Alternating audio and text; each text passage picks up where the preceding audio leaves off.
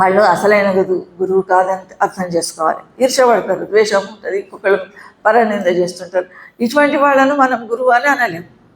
ఎందుకంటే వాళ్ళ హృదయమే పవిత్రంగా లేదు, మననేం పవిత్రం చేస్తారు.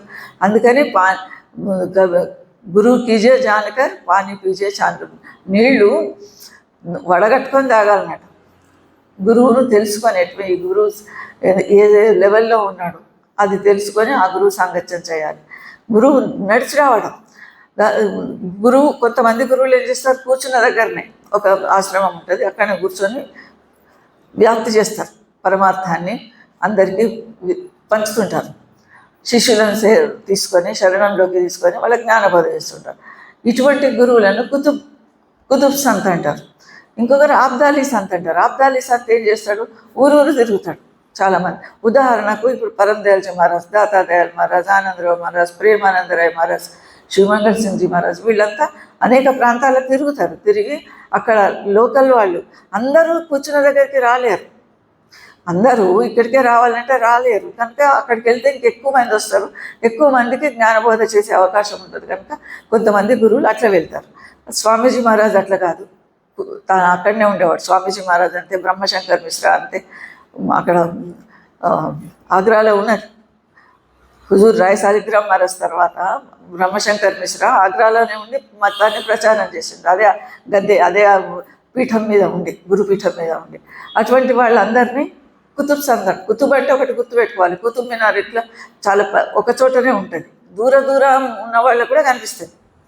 అదే ఆబ్దాలి అంటే అన్ని చోట్ల ఆమ్ ఆద్మీకి లియే జో ఆద్మీ ఫిర్తే హై, జో మహాత్మా ఫిర్తే హై, ఓ ఆబ్దాలి సంత్. అటువంటి సంతులు ఇద్దరు చేసే పని ఒకటే, కానీ కొంతమంది వెళ్తారు కొంతమంది. ఆ విధంగా కబీర్ సాహెబ్ గురించి మనం చెప్పుకుంటున్నాము. కబీర్ సాహెబ్ కూడా చాలా వరకు కాశీలో నుండి మత ప్రచారం చేశాడు. కాశీలోనే కొన్ని స్థానాలకు వెళ్ళిండు, పోలేదని కాదు, కొన్ని ప్రాంతాలకు వెళ్ళినా కూడా ఎక్కువ జీవనకాలం అయిన సమయం అంతా కాశీలోనే గడిచింది, కబీర్ మఠంలో. ఒకసారి ఏమవుతుంది, ఆయన కీర్తి తను ఇక్కడనే ఉన్నాడు, కానీ కీర్తి ఎక్కడెక్కడనో వ్యాపించింది, దేశ విదేశాలకు వ్యాపించింది. ఆ రోజుల్లో బగ్దాద్లో జహాంగస్త్ అనే ఒక సూఫీ ఫకీర్ ఉండేవాడు, సూఫీ దర్వేష్ ఆయన ఉండేవాడు. ఆయనకు విని తను అది కూడా అన్వేషణ, ఎవరైతే సద్గురు కోసం అన్వేషణ చేస్తున్నారో అటువంటి వాళ్ళకే ఈ మాటలు చెవులో పడతాయి. పలానా చోట ఉన్నాడట, మనం పోది కలిసి వద్దాం, లేదా ఆయన వస్తున్నాడట, మనం కలుద్దాం, దర్శనం చేసుకుందాం. తన దర్శనం ద్వారా తన జ్ఞాన మార్గం చూపిస్తాడు. సద్గురు వస్తే, సద్గురువు దగ్గరికి మనం వెళ్ళినా ఏం జరుగుతుంది, ఫస్ట్ ఒకటి దర్శనం దొరుకుతుంది, తర్వాత మార్గదర్శనం దొరుకుతుంది, మనం ఏ దారిలో పోవాలో మనకు దారి చూపిస్తాడు. రెండోది జ్ఞానాన్ని ప్రసాదిస్తాడు. ఏ జ్ఞానం, ఆధ్యాత్మిక జ్ఞానాన్ని ప్రసాదిస్తాడు.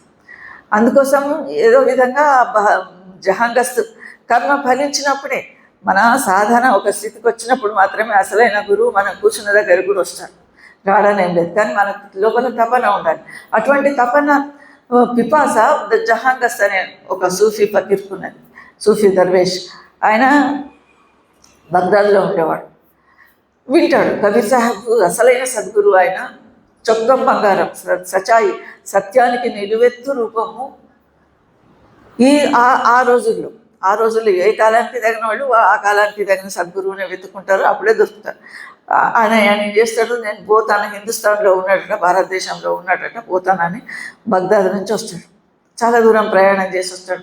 ప్రయాణ సాధనాలు ఇప్పుడున్న నిలవు కనుక ఆయన ఏదో విధంగా పడుతూ లేస్తూ వస్తాడు. వచ్చిన తర్వాత కాశీకి వస్తాడు. వచ్చి ఎవరిని అడిగితే అడ్రస్ చెప్తారు, వస్తాడు. కబీర్ సాహెబ్ ఆశ్రమానికి వస్తాడు. ఇంటికి అప్పుడు ఇల్లే ఉండేది, ఆ కబీర్ సాహెబ్ ఇంటికి వస్తాడు. కబీర్ సాహెబ్కు అన్నీ ముందే తెలిసిపోతుంటాయి. ఆ సంత్ ఉన్నత స్థాయిలో సాధన చేసిన సంతుకు కొన్ని తెలిసిపోతుంటాయి. ఆ సంతకు తెలిసిపోతుంది, వస్తున్నాడు నా కోసం, వాళ్ళ నాయన వస్తున్నాడు అని. కిటికీ దగ్గర కూర్చుంటాడు, ఇంటి కిటికీ దగ్గర కూర్చుని చూస్తుంటాడు దూరం నుంచి.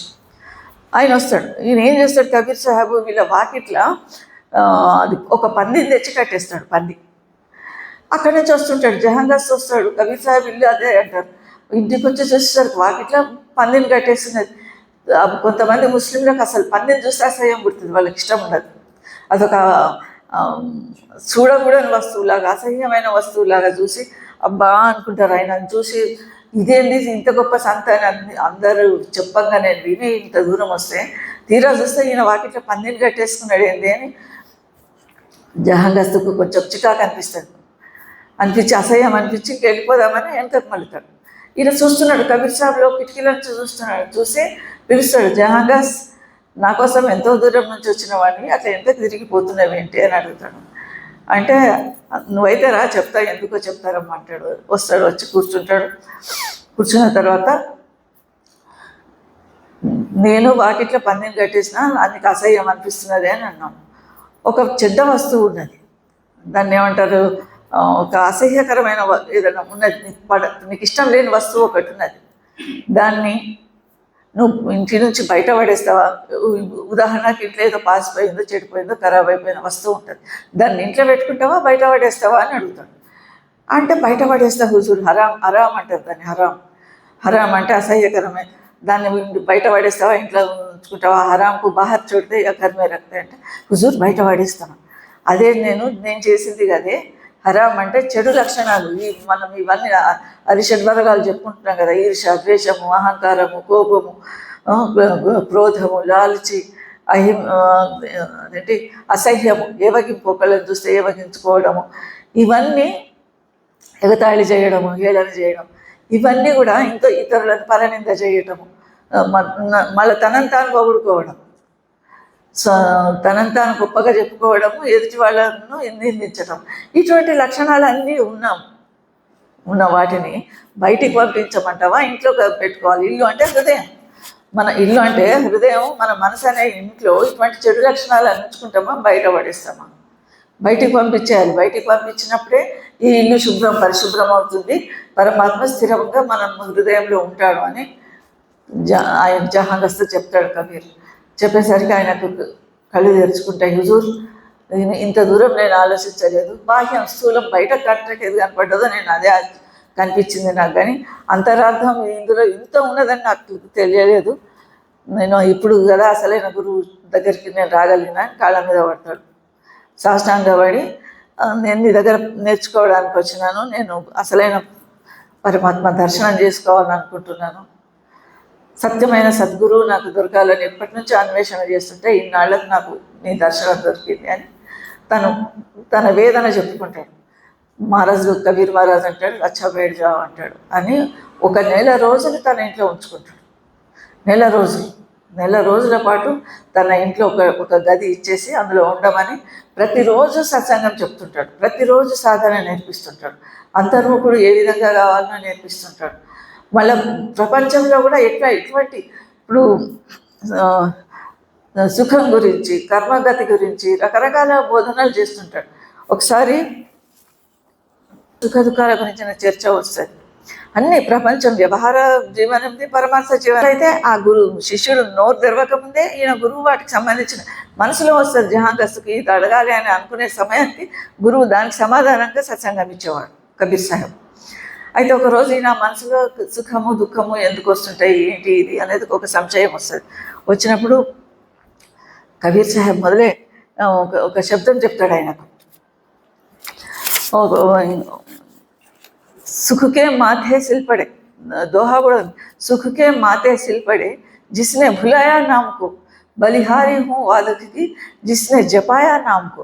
सुख के माथे सिल पड़े, సుఖం మీద శిలపడని అంటున్నాడు, రాయబడని అంటున్నాడు. అంటే అక్కర్లేదు, నాకు సుఖం అక్కర్లేదు, ఎందుకంటే అది నామాన్ని మరిపింపజేసింది. బలిహారీ హూ వాదకి అంటే నన్ను నేను అర్పించుకుంటున్నాను, నన్ను నేను దేనికి? దుఃఖానికి. ఆ దుఃఖం వస్తేనే కదా మనం పరమాత్మను తలుచుకుంటాం, కష్టం వచ్చినప్పుడే కదా. సుఖమే దుఃఖమే సుమిరన్ సబ్ కరే, సుఖమే కరే నా కోయ్, జో సుఖమే సుమిరన్ కరే దుఃఖ కాహే కోయ్. కాబట్టి నాకు దుఃఖమే కావాలి అన్నట్టు, దుఃఖంలోనే భగవంతుడిని తలుచుకునే ఇది వస్తుంది. కనుక మనకు స్మరణ ముఖ్యం. ప్రపంచంలో వస్తున్న దుఃఖాలు, సంశయాలు, కష్టాలు ఇవన్నీ వస్తుంటాయి, పోతుంటాయి సమస్యలు. కానీ మన లక్ష్యం ఏమై ఉన్నదో దానికోసమే మనం ప్రయత్నం చేయాలి, మన సమయం దానికి అని ఒక శబ్దం చెప్తాడు. తన ధరు సుఖియా కోయి న దేఖా జిను దేఖా సో दुखिया हो तन धर सुखी, तन धर दुखिया, तन धर सुखिया कोई न देखा, जो देखा सो दुखिया हो। उदय अस्त की बात कहते हो, सबका किया विवेका हो। घाटे बाढ़े सब जग दुखिया, क्या बिरही वैरागी हो। शुकदेवाचार्य दुख के डर से गर्भ से माया जीती हो। जोगी दुखिया जंगम दुखिया, तपसी का दुख तो ना हो। आशा तृष्णा सबको व्यापे, कोई महल ना सुना हो, कोई महल ना सुना हो। सांच कहूँ तो कोई न माने, सांच कहूँ तो कोई न माने, झूठा कहा नहीं जाए हो। विष्णु महेश्वर दुखिया, जिन यह राह चलाई हो। अवधू दुखिया भूपति दुखिया, रंग दुखी विपरीति हो। कहे कबीर सब जग दुखिया, संत सुखी मन जीत लो, संत सुखी मन जीती हो। तन दर सुखिया कोई न देखा, जो देखा सो दुखिया हो। తన శరీరాన్ని ధరించిన వాళ్ళు సుఖంగా ఎవరూ లేరు. మనుషులే కాదు, వేరే ఏ ప్రాణులు కూడా, ఏ ప్రాణికి తగిన బాధలు దానికి ఉంటాయి. మనం ఊహించుకోవచ్చు. ఏ ప్రాణిని మనం వాటికి అనుక్షణం క్షణక్షణం ప్రాణభయం, గండభయం, ఎవరు వస్తారో, ఎవరు దారిలో పోతున్న చీమ కూడా ఎవరు దొక్కుతారో అనేది దాని దారిలో వెళ్తుంటుంది. ఉదాహరణకు శరీరాన్ని ధరించిన వాళ్ళు సుఖంగా ఉన్న వాళ్ళు ఎవరు లేరు. కోయిన దేఖ, కబీర్ సాహెబ్ చెప్తున్నాడు, ఎవ్వరూ లేరు, నేను ఎవరిని చూడలేదు శరీరాన్ని ధరించిన వాళ్ళు. ఎవరిని చూసినా కూడా దుఃఖపడుతూనే ఉన్నారు. ఏదో విధంగా దుఃఖము. అది మానసిక దుఃఖమైనా కావచ్చు, శారీరక దుఃఖమైనా కావచ్చు. శారీరక దుఃఖాలు ఏముంటాయి? రోగాలు ఉంటాయి, ఇంట్లో కుటుంబ వాతావరణం బాగుండదు, ఆర్థికంగా బాగుండదు, బీదరికం కోసమే ఏక సమస్యలు, దుఃఖాలు వచ్చినా కూడా, కష్టాలు వచ్చినా కూడా పైసలు లేకపోవడం, దరిద్రమే ఒక పెద్ద దుఃఖం. సంతానం వల్ల అనేక మందికి అనేక కష్టాలు వస్తుంటాయి, అదొక దుఃఖం. ఇది కాకుండా వ్యాధులు వస్తుంటాయి, రోగాలు, ఎన్ని మందులు వాడుతున్నా కూడా తగ్గని వ్యాధులు, సుదీర్ఘ వ్యాధులు ఉంటాయి, అటువంటిది ఒక దుఃఖం. ఒక దుఃఖం అని కాదు, ఇవన్నీ దుఃఖాలు కాకుండా మనిషి ప్రవృత్తి ఎట్లా ఉంటుందంటే, ఎవరికో ఏదో జరిగితే కూడా వీడే దుఃఖపడుతుంటాడు. అక్కర్లేని దుఃఖాలు కూడా మనం మన తల మీద వేసుకుంటాం, మన మనసులోకి తీసుకుంటాం. అటువంటి ఈ శరీరాన్ని ధరించిన వాళ్ళు సుఖంగా ఎవరు లేరు, అందరు దుఃఖపడుతున్నారని చెప్తాడు సాహెబ్. ఘాటే బాఢే సబ్ జగ్ దుఃఖియా. ఘాట అంటే నుక్సాన్, నష్టం, వృద్ధి. బాడే అంటే వృద్ధి, నష్టం వస్తుంది, లాభం వస్తుంది. ఏదొచ్చినా కూడా క్యా గిరహి వైరాగి. గిరహి అంటే గృహస్థుడైనా, వైరాగి అంటే విరాగి. అన్నీ వదులుకొని, అన్నిటి మీద వ్యామోహం వదులుకొని అడవులకు పోయి తపస్సు చేసుకునే వాళ్ళకైనా కూడా ఈ దుఃఖము, సమస్యలు విడిచిపెట్టవు, మనసు విడిచిపెట్టు. అక్కడ ఉండే దుఃఖాలు, అక్కడ ఉండే కష్టాలు ఉంటాయి. ఇక్కడ కష్టాలను ఈ ప్రపంచంలో ఏం చేస్తున్నట్టు ఒక ఆయన అడవికి పోయి తపస్సు చేసుకుంటా, ఏం లేదు, హాయిగా కూర్చొని కందమూల ఫలాలు ఎవరో ఏదో ఇస్తారు, తినొచ్చు అని వెళ్తాడు. కానీ అక్కడికి వెళ్ళి నుంచి ఇంటి మీదనే చింత, ఇల్లు ఎట్లున్నదో, ఫలానా వాళ్ళు డబ్బులు ఇచ్చిరో లేదో, పిల్లలు ఎట్లున్నారు, భార్య ఎట్లున్నారు, ఇల్లు నడుస్తున్నదా లేదా, ఇవే బాధలు. వీటన్నిటిని తలుచుకుంటూ జీవితం గడుస్తూ ఉన్నది. అందుకే ఘా దుఃఖియా క్యా విరహి వైరాగి హో. शुक्रदेवाचार्य दुख के डर से गर्भ से माया जीती हो. जोगी दुखिया जंगम दुखिया, తపసి కా దుఃఖ దోనా హో. తపస్సు చేసుకునే వాళ్ళు, తపస్సు సంపన్నులు, అడవిలో కూర్చొని ముక్కు మూసుకొని జపాలు చేసుకునే వాళ్ళకు కూడా, జోగి అంటే యోగులు, లేదా కొందరు జంగం అంటే జంగమదేవరులు అంటారు, శివారాధకులు. శివలింగాన్ని ఇక్కడ కట్టుకొని తిరుగుతుంటారు. శివుడే మాకు దైవము అని మేము హృదయంలోనే మా శివుడిని ఉంచుకున్నామని శివరూపాన్ని ఇక్కడ కట్టుకుంటారు మెడల. కానీ అసలైన హృదయం లోపల ఉంచుకుంటారా? లేదు. బయటికి కనబడేటట్టు దాన్ని ధరిస్తే లాభమే ఉన్నది. జోగి అటువంటి వాళ్ళు కూడా దుఃఖపడుతున్నారు. జోగి దుఃఖియా జంగమ దుఃఖియా తపసీకా తపస్సు దుగ్నామం రెండింతలు ఉంటుంది. ఆశ తృష్ణ సబుకో వ్యాపే కోయి మహల్ నాసు. ఆశ తృష్ణ అంతటా వ్యాపించి ఉన్నది, అందరి లోపల వ్యాపించి ఉన్నది ఆశ తృష్ణ. అది కావాలి ఇది కావాలని ఒక దాహం. కోయి మహల్ నాసు నా. ఏ హృదయం ఖాళీగా లేదు, ఏ మనిషి కూడా ఖాళీగా లేడు. ఇది నాకు అక్కర్లేదు, నేను సంతోషంగా ఉన్నాను, నాకు ఇంకేం అవసరం లేదు, కేవలం పరమాత్మ దర్శనం ఒక్కటి చాలు అని ఒక మూల కూర్చున్న మనిషి ఎవరు లేరు. అందరికీ ఆశా తృష్ణ వేధిస్తూనే ఉంటుంది. ఎప్పటి వరకు? చివరి వరకు, చివరి క్షణం వరకు. ఏ క్షణంలో మృత్యువు ముంచుకొస్తుందో తెలియదు, ఏ క్షణంలో వస్తుందో తెలియని మృత్యువు భయం కూడా లేకుండా. టైం చెప్పి రాదు మృత్యువు వస్తే. డేట్ ఆఫ్ బర్త్ ఉంటుంది మనకు, కానీ డేట్ ఆఫ్ డెత్ ఎవరికి తెలియదు, ఎప్పుడు వస్తుందో తెలియదు. అది నిరంతరం మనం గుర్తుంచుకోవాలి. గుర్తుంచుకుంటే మనం తప్పు పనులు చేయకుండా ఉంటాము. सांच कहूँ तो कोई न माने, झूठा कहाँ नहीं जाई हो. सांच कहूँ तो कोई न. సత్యాన్ని చెప్తే ఎవరు అంగీకరించరు, ఎవరు నమ్మరు, ఎవరు ఒప్పుకోరు. అట్లా అని చెప్పి झूठा कहीं नहीं जाई, నేను అబద్ధం చెప్పలేను అంటున్నాడు సాహెబు. నా నోటికి అసత్యమైన మాట రాదు, నేను అబద్ధం చెప్పాను, ఉన్నది ఉన్నట్టే చెప్పడం నా ధర్మము, నా అలవాటు. పరమాత్మకు సత్యమే ఇష్టం కనుక ఏమంటాడు?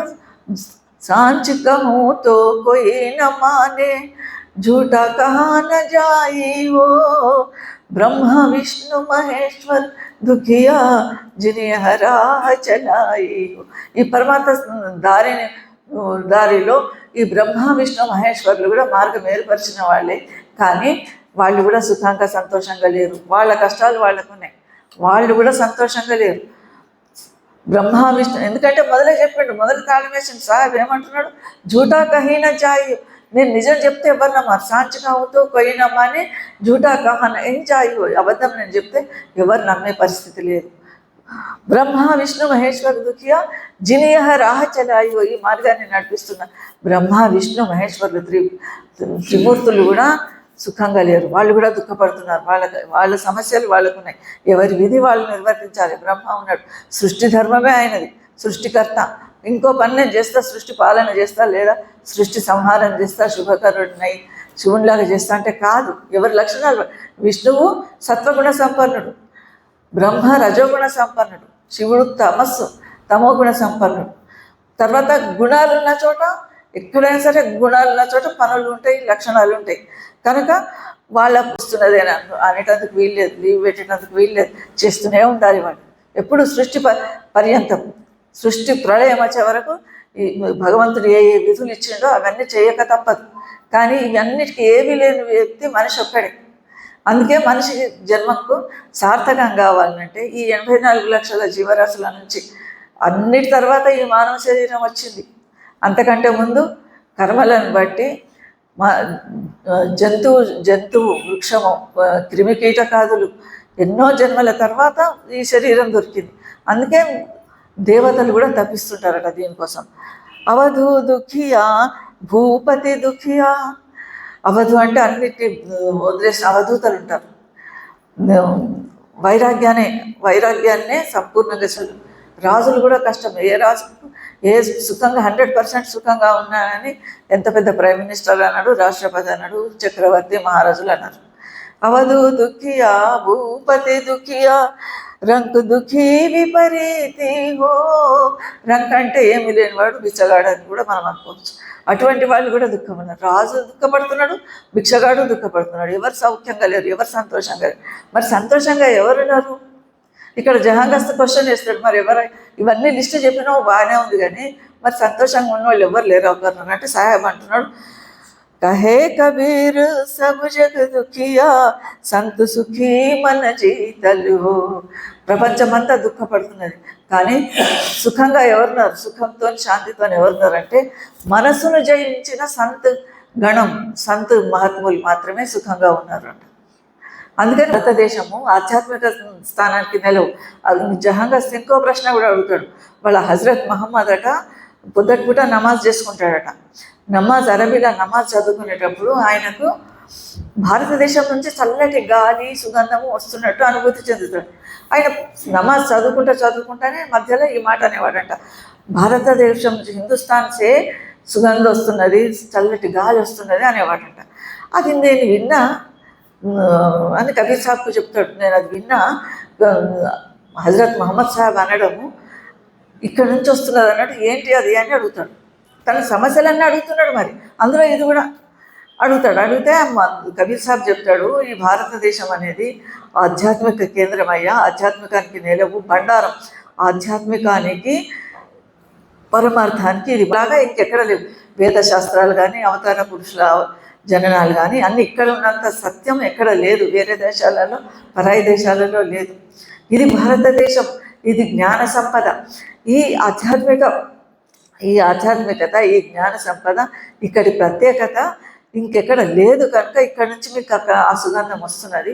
వేరే నువ్వు ప్రపంచంలో ఏ దేశానికి వెళ్ళు, ఎక్కడ వెళ్ళు, అది ఈనాటికి కూడా ఇక్కడ పుట్టినంత సంతు మహాత్ములు కానీ యోగులు తపస్సంపన్నులు ఎక్కడ లేరు. ఇది మన దేశం ప్రత్యేకత. అది చెప్తాడు సాహెబ్. ఇది అక్కడ వచ్చినందుకు కారణం ఇది.